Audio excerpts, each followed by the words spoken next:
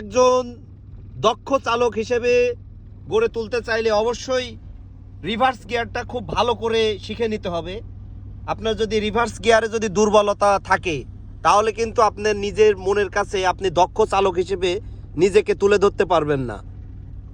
তো যে যেখানে ড্রাইভিং শিখেন না কেন অবশ্যই রিভার্স গিয়ারটা খুব ভালো করে শিখে নেবেন। লং টাইম যদি আপনি রিভার্সে দিতে পারেন তাহলে আপনি যেখানে সেখানে গিয়ে কিন্তু গাড়ি চিপা চাপার ভিতরেও কিন্তু পার্কিং করে ফেলতে পারবেন।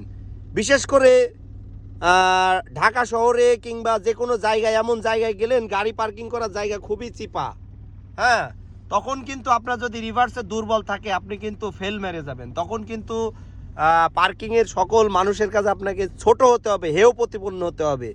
তো এই বিষয়টা মাথায় রেখে যে যেখান থেকেই গাড়ি চালানো শিখবেন না কেন অবশ্যই রিভার্স গিয়ারটা বেশি করে প্রাধান্য দিবেন। কারণ রিভার্স গিয়ার আপনার প্রয়োজন লাগলেই দিতে হয়, এটা চালানো কম হয়, এটার অভিজ্ঞতা হতে আপনার অনেক সময় লাগবে।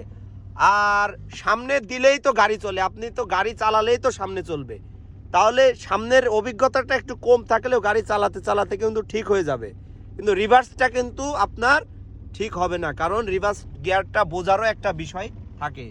ধন্যবাদ সকলকে।